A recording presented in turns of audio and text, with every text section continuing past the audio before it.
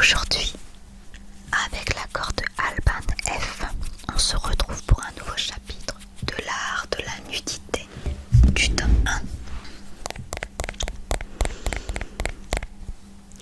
D'ailleurs, moi j'en suis au tome 3 et waouh, tout ce qui se passe.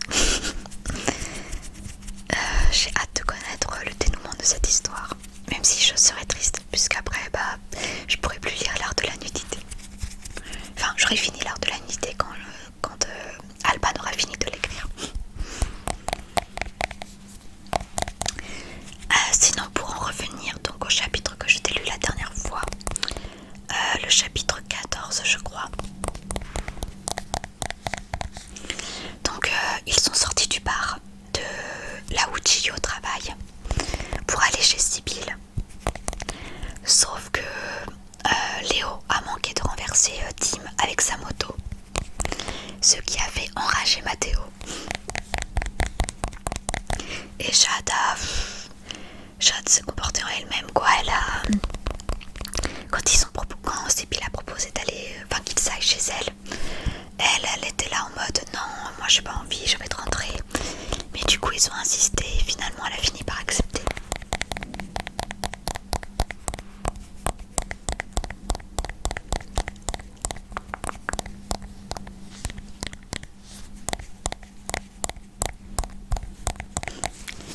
Allez, c'est parti.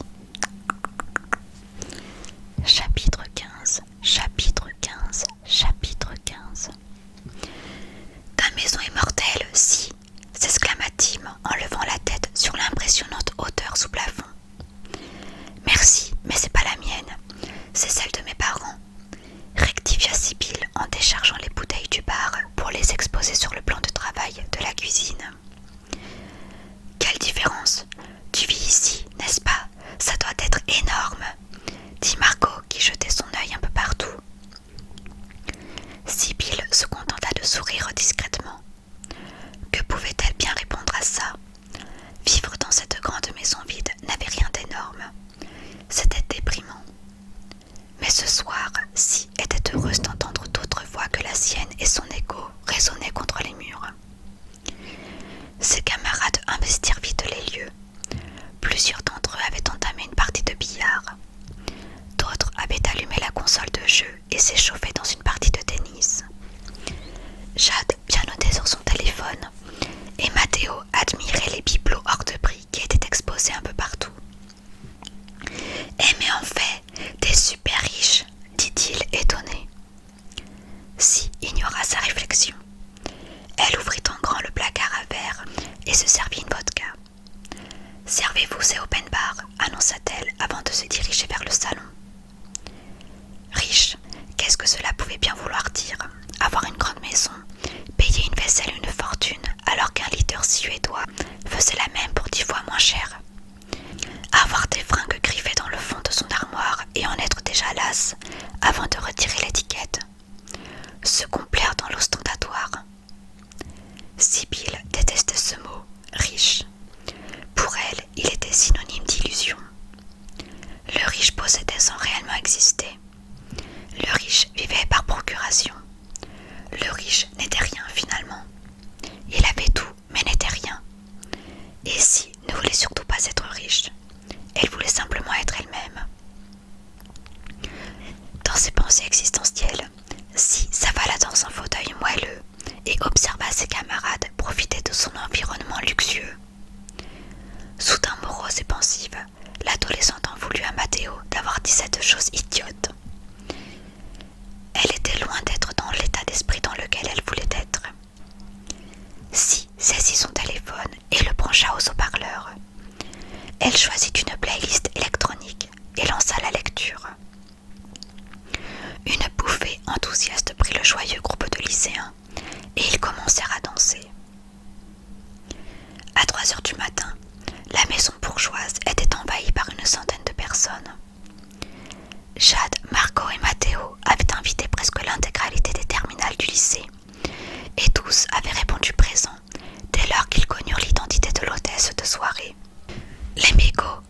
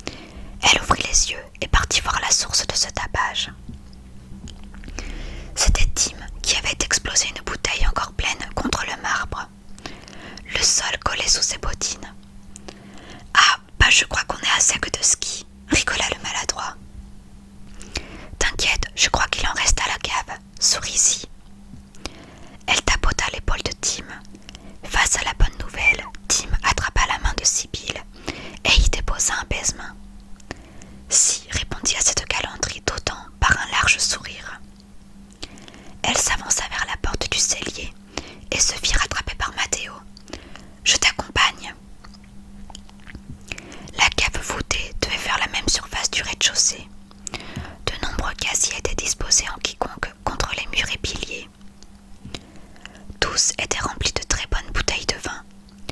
Une lumière chaude sublimait l'architecture de la pièce souterraine. Si et Matteo n'entendaient plus que le rythme des basses et quelques éclats de rire étouffés. L'atmosphère était devenue tout de suite calme et plus intime. « Je crois que mon père planque les alcools forts de ce côté-là, » dit Si en désignant le fond de la cave. « Merci beaucoup de nous avoir invités. »« Oh, de rien. Et puis, je crois même que ça m'arrange. »« Et est-ce que ça arrange ton père qu'on vide son bar ? Crois-moi, il ne s'en apercevra même pas. » Si s'avança vers une étagère au-dessus d'un bar de dégustation. « Ta maison est géniale. C'est surtout de la poudre aux yeux, comme tout le reste d'ailleurs. » Matteo retira une des bouteilles de vin de son casier et lut l'étiquette. Un grand cru de la côte de nuit. L'adolescent fit attention à la calligraphie soignée du papier jauni. « Je ne m'y connais pas, mais ça a l'air d'être du bon, » dit-il en montrant la bouteille à Si. « Et je suis sûr que l'étiquette y est pour beaucoup, » ria-t-il. « Tout juste. Avec mon père, c'est 90% de contenant pour 10% de contenu. Tout est question d'apparence pour lui. Il pourrait rencontrer le prix Nobel de la paix qui le trouverait minable si jamais cette personne ne portait pas les bonnes chaussures. » dit Si, pensive. « Waouh, il a l'air impitoyable, » se risqua Matteo. Sibyl finit par trouver la bouteille de whisky et avança vers son ami. L'occasion était trop belle pour perdre leur temps en parlant de son père. « Pourquoi parle-t-on de lui ? Il y a des choses tellement plus intéressantes à faire, » dit-elle en levant un sourcil. Un petit rire nerveux échappa à Matteo. Il semblait subitement timide, ce qui étonna Si. Le volleyeur vit du coin de l'œil la bouteille que Si avait dans la main. « Ouais, t'as raison, remontons. » Matteo s'éloigna vers les escaliers en se frottant la nuque. Le jeune homme constata que c'était la toute première fois qu'il se retrouvait seul avec Si, et donc la première fois qu'il pouvait se passer quelque chose. Une inconfortable démangeaison lui saisit le dos. Soudainement, Matteo douta de lui. Flirter avec Si avait été très excitant toute la semaine passée, et la photo qu'il reçut, alors qu'il se changeait dans les vestiaires du gymnase plus tôt, lui avait donné instantanément une érection. Il ne comprit pas ce manque de confiance soudain et fuit au plus vite Sibyl et ses regards aguicheurs. Malheureusement, il avait oublié le portail à barreaux, verrouillé en bas de l'escalier, qui gardait la cave des cambrioleurs. Matteo respirait bruyamment. Les pas de Si se rapprochaient et avec eux l'objet de ses désirs. Depuis la première seconde, il avait eu le coup de foudre. Si était tellement différente des autres filles.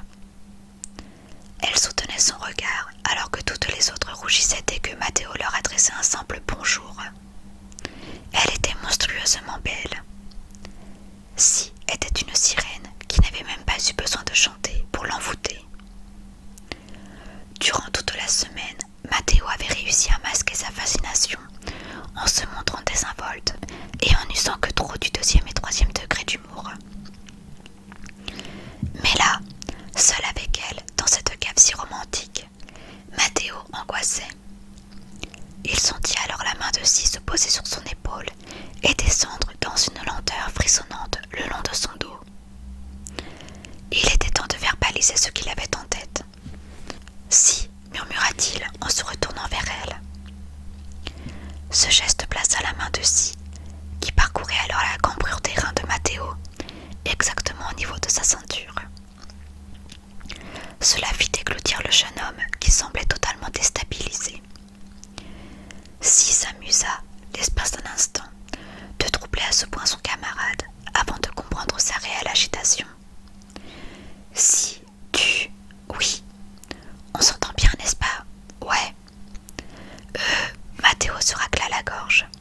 C'est cool que tu te sois fait des amis aussi rapidement et ça va? Ouais, très bien, il fait chaud, non?